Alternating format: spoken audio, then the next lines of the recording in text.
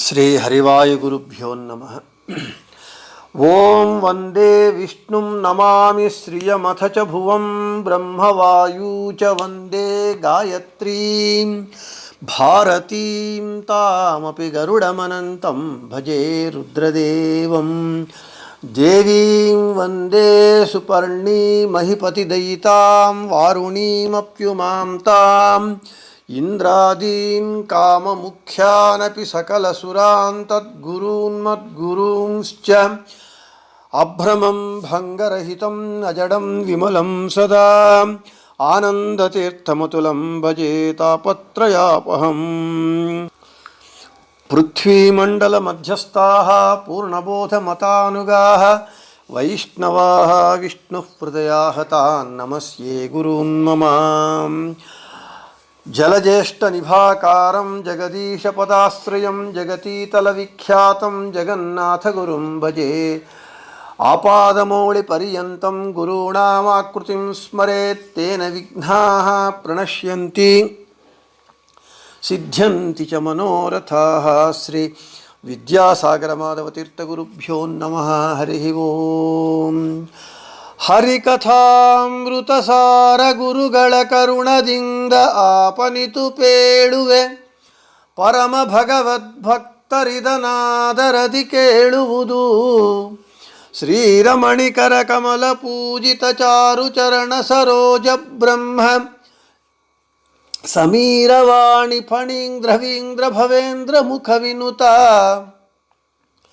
नीरज भवांडोदय स्थिति कारणन कैवल्यदायक नारसिंहन नमिपे करुणिपुदे मगे मंगళवा। మన హరికథామృత సారము పాఠమునందు వెనుకటి రోజున పంచభేదాత్మక ప్రపంచకి పంచరూపాత్మకని దైవక అనేటటువంటి పద్యమును చెప్పుకున్నాము. అందులో జగద్గురువులైనటువంటి మధ్వాచార్యుల వారి చేత ప్రతిపాదింపబడినటువంటి ద్వైత తత్వాన్ని చెప్పి మధ్వాచార్యుల వారిని స్మరిస్తూ వారి అనుగ్రహాన్ని జగన్నాథదాసుల వారు ప్రార్థించారు. ఈరోజు జగన్నాథదాసుల వారు మనోనియామక అధిపతి అయినటువంటి రుద్రుల వారిని 2 పద్యాలలో 10, 11 2 పద్యాలలో ప్రార్థిస్తూ ఉన్నారు. రుద్రుల వారి అనుగ్రహాన్ని కోరుతూ ఉన్నారు. వామదేవ విరించితనయ ఉమామనోహర ఉగ్ర ధూర్జటి सामजाजिनवसन भूषण सुमनसोत्तंस कामहर कैलास मंदिर सोम सूर्यानल विलोचन कामितप्रद करुणि समगे सदा सुमंगళवा। पदच्छेदम वामदेव विरिंचितनय उमा मनोहर उग्र धूर्जटि सामजाजिन वसनभूषण सुमनसोत्तंस कामहर कैलास मंदिर सोम सूर्यानल विलोचन कामितप्रद करुणि समगे सदा सुमंगళवा। प्रतिपदार्थము వామదేవ మహరుద్రుల వారు తమ ఎడమ భాగమునందున్నటువంటి భగవంతుణ్ణి సర్వదా ఉపాసన చేస్తూ ఉంటారు. కాబట్టి వారికి వామదేవ అని పేరు. విరించితనయ భ్రూ మధ్యము నుండి జన్మించినటువంటి వారు బ్రహ్మపుత్రులు. ఉమామనోహర పార్వతీదేవి యొక్క మనస్సును సంతోష పెట్టేటటువంటి వారు. ఇక ఉగ్ర జగత్ సంహార రూపమైనటువంటి కార్యము క్రూరమైనటువంటి కార్యము ఉన్నటువంటి వారు. ధూర్జటి, ధూమ్ర వర్ణము వలె జట కలిగినటువంటి వారు. సామజాజిన వసన భూషణ. సామజ అంటే ఏనుగు యొక్క, అజిన అంటే చర్మమునే, వసనభూషణ వస్త్రముగా అలంకరించుకున్నటువంటి వారు గజ చర్మాంబర ధారులు. సుమనసోత్తంస, సుమనస ఇంద్రాది దేవతల చేత, వారి నుండి, ఉత్తంస ఉత్తములైనటువంటి వారు, ఇంద్రాది దేవతల కంటే ఉత్తమమైనటువంటి వారు. కామహర మన్మథుణ్ణి తమ నేత్రాగ్ని చేత భస్మము చేసినటువంటి వారు. కైలాసమునే తమ మందిరముగా చేసుకున్నటువంటి వారు. సోమ సూర్యానల విలోచన, సోమ చంద్రుణ్ణి తమ ఎడమ నేత్రమునందు, సూర్యుణ్ణి తమ కుడి నేత్రమునందు, అనల అగ్నిని తమ పాలనేత్రమునందు ఉన్నటువంటి వారు. విలోచన విశేషమైనటువంటి నేత్రత్రయము కలిగినటువంటి వారు. విరూపాక్ష ముక్కంటి. కామితప్రద కోరినటువంటి ఇష్టార్థములను ఇచ్చేటటువంటి వారు.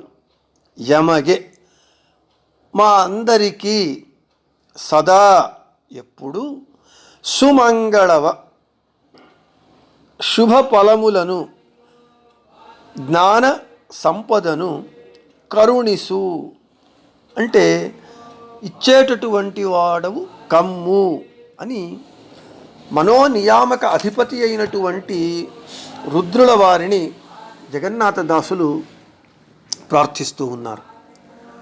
ఇక తాత్పర్యము. హే వామదేవ,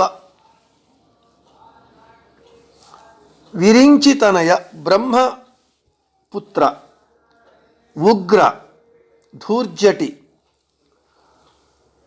గజ చర్మాంబరధారి, ఇంద్రాది దేవతల కంటే ఉత్తమమైనటువంటి వాడ, మన్మథుణ్ణి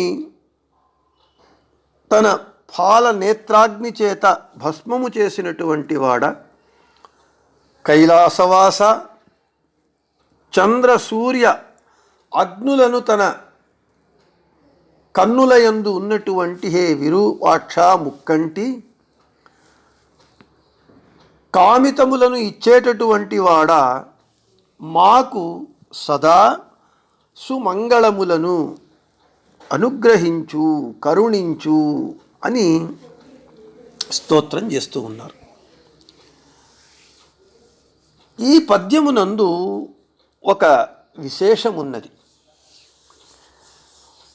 రుద్రుల వారిని జగన్నాథదాసుల వారు ఈ పద్యంలో 11 విశేషణములతో స్తోత్రం చేస్తూ ఉన్నారు. వామదేవ, విరించితనయ, ఉమామనోహర, ఉగ్ర, ధూర్జటి, సామజాజిన వసన భూషణ, సుమనసోత్తంస, కామహర, కైలాసమందిర, సోమ సూర్యానల విలోచన, కామితప్రద. ఈ 11 విశేషణములతో రుద్రుల వారిని స్తోత్రం చెయ్యటము అనేటటువంటిది ఇక్కడ ఒక విశేషమైనటువంటి విశిష్టమైనటువంటి విషయాన్ని తెలియజేస్తూ ఉన్నది. రుద్రులు ఏకాదశ రుద్రులు, రుద్రులు 11 మంది అని మనకు తెలిసినటువంటిదే. ఏకాదశ రుద్రులు ఉన్నారు అని మనం చెబుతూ ఉన్నాం. ఆ ఏకాదశ రుద్రులు ఎవరు అని ఇక్కడ మీకు విషయము చెప్పడానికి మాత్రమే చెబుతూ ఉన్నాను. ఏకాదశ రుద్రులు ఎవరు అనేటటువంటిది. ఆ ఏకాదశ రుద్రులు శ్రీ భీమ, రైవత, ఓజ, అజైకపాద, మహదేవ, బహురూప, భవ, వామదేవ, ఉగ్ర, వృషాకపి, అహిర్బుద్ధి. ఈ ఏకాదశ రుద్రులను అంటే ఏకాదశ రుద్రులను ఈ ఏకాదశ విశేషణములతో స్తుతించినట్లుగా రుద్రుల వారిని ఈ పద్యంలో మనకు కనబడుతూ ఉన్నది. ఇది ఈ పద్యం యొక్క విశిష్టత, వైశిష్ట్యము. ఇక ఒక్కొక్క విశేషణాన్ని చూద్దాం. 11 విశేషణాలు.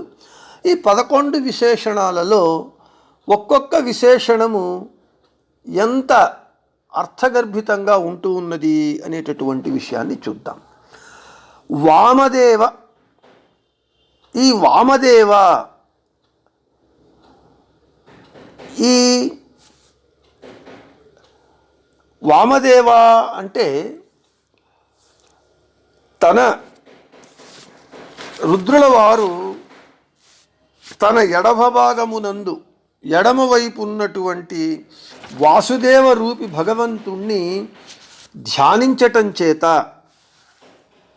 మనకు రుద్రుల వారికి వామదేవ అని పేరు అని మనకు చెబుతూ ఉన్నారు.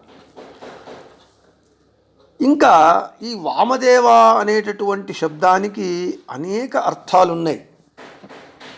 సుందరుడు అనేటటువంటి అర్థం కూడా ఉంటూ ఉన్నది.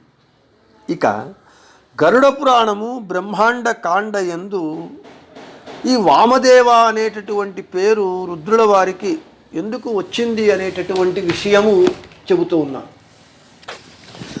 ఈశాన్యకోణే సంస్థితో యస్తు రుద్రో హ్యవాపదేవో వామదేవేతి సంజ్ఞాం స్వవామభాగే సంస్థితం వాసుదేవం స్వయోగ్య భక్త్యా పూజతే సర్వదైవ అతో రుద్రో వామదేవేతి సంజ్ఞాం హ్యవాప జ్యేష్ఠత్వమథోత్తమత్వం అని చెబుతూ ఉన్నారు.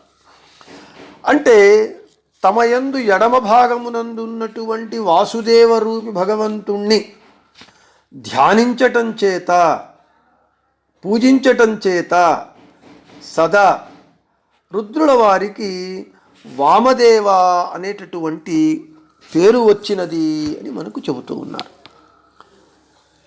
ఇక లక్షణ శాస్త్ర ప్రకారము 32 లక్షణములందు 32 లక్షణములందు 28 లక్షణములను కలిగినటువంటి వారు రుద్రులవారు.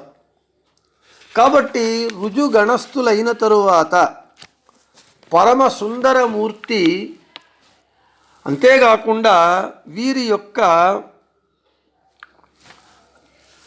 దేహ వర్ణము అతి తెల్లటిది, శ్వేతవర్ణము. అందుకే భాగవతంలో రుద్రుల అవతారమైనటువంటి శుకాచారులను ఈ విధంగా వర్ణిస్తూ ఉన్నారు. శ్యామం సదా అవీచ్యవయోగం శ్యామం సదా అవీచ్యవయోంగలక్ష్మ్యా స్త్రీణాం మనోజ్ఞం రుచిరస్మితేన అని వర్ణిస్తూ ఉన్నారు. అంటే రుద్రుల వారి దేహ వర్ణము శుక్లవర్ణము, తెలుపు వర్ణము అని చెబుతూ ఉన్నారు. అంతేకాకుండా ఈ వామదేవ అంటే ఈ విరుద్ధమైనటువంటి ఆచారాన్ని పొందినటువంటి వారు అనే అర్థం కూడా ఇక్కడ వస్తుంది. అయితే విరుద్ధమైనటువంటి ఆచారాన్ని పొందినటువంటి వారు అని అంటే మనకు ఆపాతతః కనబడేటటువంటిది రుద్రుల వారి యొక్క స్వరూపాన్ని మనము చూచినప్పుడు భస్మధారణ, రుద్రభూమి యందు వాసం చేయటము, ఈ కారణముల చేత వామదేవ అని చెప్పవచ్చు అని చెబుతూ ఉన్నారు. అయితే ఇది అసుర మోహనార్థము, తామస జీవుల మోహనార్థము వారికి అజ్ఞానము రావడానికి వామాచారం అయితే, ఇంకొక భాగంలో విష్ణు సర్వోత్తమత్వ స్థాపకంగా విష్ణు సర్వోత్తమత్వాన్ని అత్యంత దృఢంగా నమ్మి ఆచరించేటటువంటి వారు రుద్రదేవుల వారు. ఇటువంటి రూపాన్ని భస్మధారణ, రుద్రభూమిని ఆవాస స్థలంగా చేసుకోవటం కూడా భగవంతుని ఆజ్ఞ మేరకే రుద్రదేవుల వారు ఆ విధంగా ఉన్నారు. వామనః దేవః యస్య సహ అనేటటువంటి ఉత్పత్తి చేత వామదేవ అనేటటువంటి పేరు రుద్రదేవుల వారికి అత్యంత సార్థకంగా ఉంటూ ఉన్నది.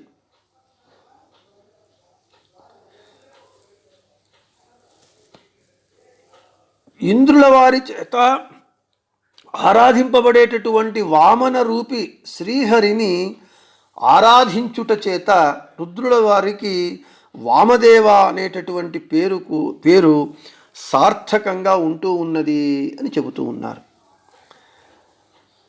ఈ ఒక్క వామదేవ అనేటటువంటి పేరు రుద్రుల వారికి ఈ కారణాల చేత వస్తూ ఉన్నది అని చెబుతూ ఉన్నారు. అంతేకాకుండా వామదేవ అంటే వామః సుందరశ్చాసౌ దేవశ్చ వామదేవ అంటున్నారు. అంటే వామదేవ అంటే అతి సుందరమైనటువంటి వారు, సౌందర్యము కలిగినటువంటి వారు, అంటే సుందరమైనటువంటి దేవత అని కూడా మనకు అర్థం వస్తూ ఉన్నది వామదేవ అని అంటే. ఇక రుద్రుల వారు మనం మొదటే చెప్పుకున్నట్లుగా మనోభిమాని దేవత, అందరి మనస్సులకు అభిమాని దేవత, మనోనియామక అధిపతి దేవత, అహంకార తత్వాభిమాని దేవత, వైష్ణవోత్తములు, మనయేవ మనుష్యాణం కారణం బంధమోక్షయోహో అనే ప్రమాణం ఉంటూ ఉన్నది. దాని ప్రకారము మనస్సుకు ముఖ్యాభిమానులైనటువంటి రుద్రుల వారిని సర్వదా మంగళమును కరుణించమని ఈ పద్యంలో ప్రార్థిస్తూ ఉన్నారు. ఆ 11 విశేషణాలలో వామదేవ అనేటటువంటిది మొదటి విశేషణము.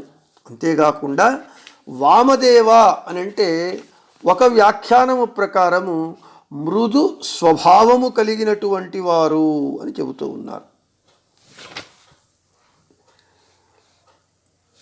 ఈ విధంగా వామదేవ అనేటటువంటి విశేషణము యొక్క విశేషమైనటువంటి అర్థాన్ని చెప్పిన తరువాత ఇక మిగిలినటువంటి 10 విశేషణముల యొక్క విశేషార్థాలు, విశిష్టమైనటువంటి అర్థాలను మనం రేపటి పాఠమునందు చెప్పుకుందామని చెబుతూ శ్రీకృష్ణార్పణమస్తు, మధ్యేశార్పణమస్తు, అందరికీ శుభమస్తు.